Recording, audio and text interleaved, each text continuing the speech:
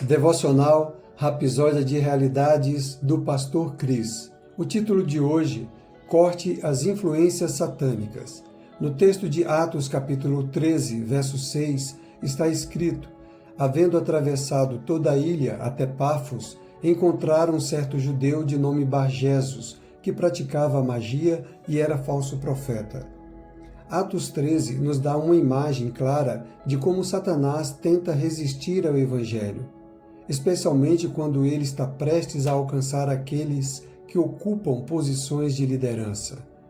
Um exemplo disto é visto em Atos capítulo 13, verso 6, quando Saulo e Barnabé atravessaram a ilha de Pafos, pregando o Evangelho. O procônsul Sérgio Paulo, que a Bíblia descreve como um homem inteligente, desejava ouvir a palavra de Deus e mandou chamar Barnabé e Saulo. Atos 13, verso 7. Ele queria saber mais sobre Jesus Cristo. Mas havia alguém intimamente ligado a ele que não permitiria que isso acontecesse. Atos 13, versos 6 a 8, na versão amplificada clássica, revela isso. Depois de atravessarem toda a ilha de Chipre até Pafos, encontraram um certo feiticeiro ou mago judeu, um falso profeta chamado Bar-Jesus. Ele era muito próximo do procônsul Sérgio Paulo, um homem inteligente, sensato e de bom senso. Ele chamou Barnabé e Saulo e quis ouvir a palavra de Deus sobre a salvação no reino de Deus alcançada por meio de Jesus Cristo.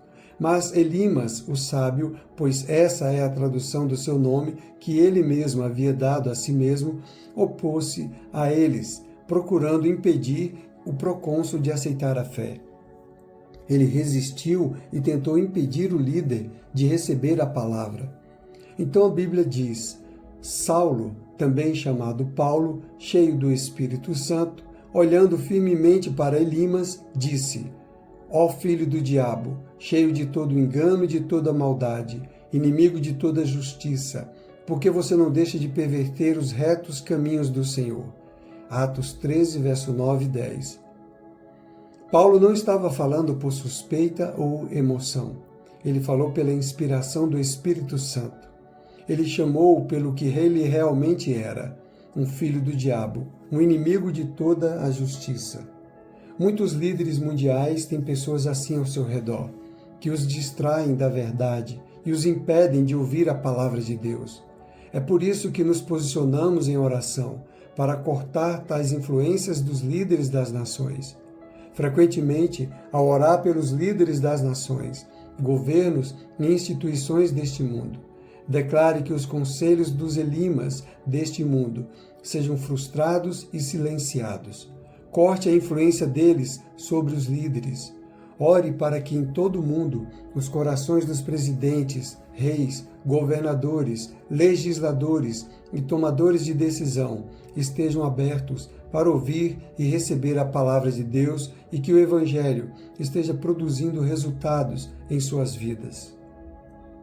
Ore também para que o Espírito lhes conceda discernimento para reconhecer o engano e que influências justas o cerquem, criando acesso para que o Evangelho seja pregado, recebido livremente e espalhado rapidamente por todo o mundo. Aleluia! Confissão. A palavra de Deus prevalece nos corações dos líderes e tomadores de decisão em todas as nações hoje. Toda influência satânica para resistir ao Evangelho e afastá-los da verdade é cortada pelo poder do Espírito Santo. A sabedoria e a justiça de Deus dominam as nações, e sua verdade é estabelecida sem resistência. Em nome de Jesus. Amém.